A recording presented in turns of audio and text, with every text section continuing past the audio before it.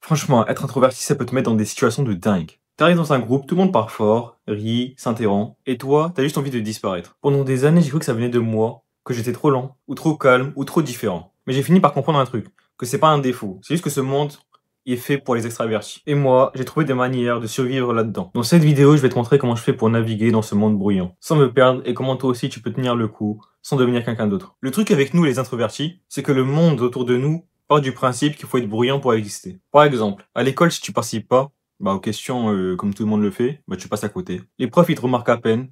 Tes camarades, ils te jugent, te disent t'es bizarre, parle plus, t'as pas de personnalité. Et toi, tu commences à te demander, suis-je normal? Est-ce que j'ai un problème? Au taf, c'est encore pire. Personne ne retient ton nom. Les idées que tu as, les solutions que tu proposes, passent inaperçues, juste parce que tu parles pas assez fort. Les extravertis, eux, ils captent toute l'attention, ils s'affichent, ils s'imposent, et tout le monde les écoute, forcément. Alors que toi, t'as l'impression que ton cerveau, il tourne à 200 à l'heure, alors que personne ne l'entend. Et c'est pas fini, ça continue dans la vie sociale aussi. Les soirées où tout le monde parle, où il faut être drôle, réactif et rapide. Les conversations de groupe, où tu te sens obligé de sourire, d'intervenir juste pour montrer que toi, t'es là aussi. Les gens, ils te disent, tu devrais sortir plus, tu devrais être plus ouvert. Comme si le problème, il venait de toi, quoi. Et quand tu rentres chez toi, tu te sens vidé. Parfois, honteux de pas être comme eux. Même les médias, les réseaux sociaux, les influenceurs, tout est fait pour ceux qui s'expriment fort, qui montrent leur vie, qui parlent vite. Et toi, t'es là, tu regardes tout ça, et tu te dis, est-ce que un jour, je vais réussir à exister dans ce monde? Moi, j'ai passé des années à me forcer, à parler, à sourire, à faire semblant d'être quelqu'un d'autre. Mais j'ai fini par comprendre un truc essentiel.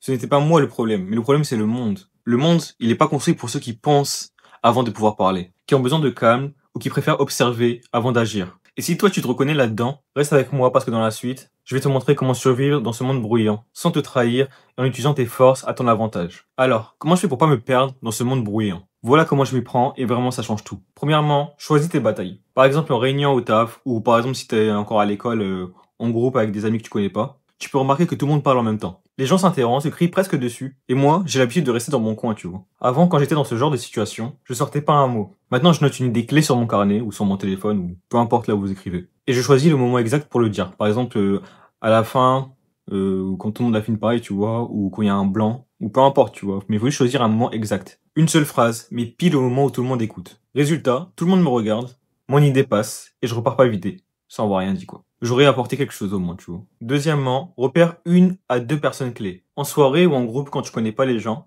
t'essaies pas d'être partout. Tu peux pas parler à tout le monde, tu vois. Moi, je repère 1 à 2 personnes avec qui je me sens bien, et je me concentre sur elles, tu vois. Par exemple, lors d'un dîner avec 10 collègues, plutôt d'essayer de suivre toutes les discussions, pas profondes, je me suis mis à côté de Max et Clara, bon, on va les appeler comme ça pour la vidéo, et on a parlé de ceux qui m'intéressent vraiment, car eux, ils avaient les mêmes intérêts que moi, tu vois. Donc c'est mieux de parler avec des personnes qui partagent le même intérêt. Et résultat, j'étais plus détendu, j'ai eu des vrais échanges et pas juste un flop de phrases creuses. 3. Recharge ton énergie. Après une journée où tu parles trop, t'as juste envie de fermer les yeux et disparaître. Moi, je prends 20 minutes pour marcher seul ou écouter de la musique dans ma chambre, tu vois. Pas de téléphone, pas de notification, juste respirer quoi. Ce petit moment me recharge complètement. Et je peux repartir dans la journée sans m'exploser, sans m'effacer. 4. Transforme ton observation en force. Nous les introvertis, on voit des détails que les extravertis ne voient pas. Par exemple, à une réunion, j'ai remarqué que Julie, elle hésitait avant de parler de son projet, tu vois. Et les autres, ils avaient pas capté comme ils faisaient que parler. Moi, je me suis approché après, et je lui ai donné un conseil précis. Résultat, elle m'a remercié, et tout le monde a commencé à m'écouter plus. Ça marche aussi dans les conversations de groupe. Tu repères qui est vraiment attentif et qui bluffe, et tu choisis tes moments pour intervenir. 5. Accepte ton rythme. J'ai arrêté de courir après le volume des autres. Si je parle moins, mais mieux, avec des idées claires, ça suffit. Par exemple, à un apéro avec 8 personnes, je me suis mis à l'écart, j'ai observé, et quand quelqu'un a commencé à raconter un problème, j'ai su analyser le bon moment et j'ai donné un conseil précis, tu vois. Un conseil qui l'a vraiment aidé. Tout le monde m'a écouté, alors que si j'avais parlé tout le temps, ça serait passé inaperçu. Crois-moi, appliquer ces trucs m'ont permis non seulement de survivre, mais de commencer à utiliser mon introversion comme un vrai avantage. Et dans la prochaine partie, je vais te montrer comment transformer ton silence en force, pour que ton monde bruyant devienne ton terrain de jeu. Maintenant, on arrête de parler de survivre. Parlons de comment ton introversion peut devenir un vrai pouvoir pour toi. 1. Transforme le silence en curiosité. Quand tu parles peu, mais avec précision, les gens s'intéressent à toi. Exemple, à une soirée, je suis resté silencieux 20 minutes. Et à la première intervention, les gens ont commencé à me poser des questions, pour entendre mon avis. En fait, ton calme, il va devenir un aimant. 2. Crée des zones de micro-confort. Dans un groupe ou un événement social, repère ton coin, ton espace où tu te sens à l'aise et sûr de toi. Ça peut être un coin du canapé ou à côté d'un collègue que tu connais, ou je sais pas, près d'une fenêtre par exemple. Et à chaque fois que tu te sens dépassé, tu reviens ici. C'est un peu ton endroit pour te recharger, tu vois. Ça permet de rester présent sans exploser. Et tu peux intervenir avec impact dans cet espace. 3. Capture les détails invisibles. Je l'ai déjà dit, mais nous les introvertis, comme je l'ai dit auparavant, ben, on capture des détails que les gens qui parlent beaucoup, tu vois, ne voient pas. Alors je fais quoi? Je prends des notes mentales. Qui est stressé, qui a besoin d'aide, qui attend juste qu'on lui pose la bonne question. Par exemple, dans un groupe, tu vois qu'un autre mec comme toi, il est pas à l'aise, tu vois. Et tu vas, à la fin, tu vas auprès de lui et vous commencez à discuter.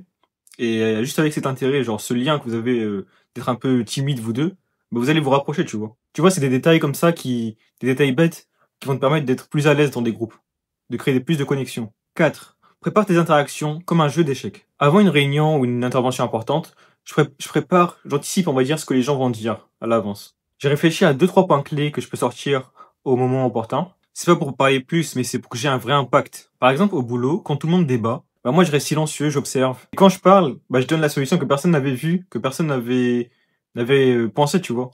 Et du coup, les gens, ils sont là, ils te regardent.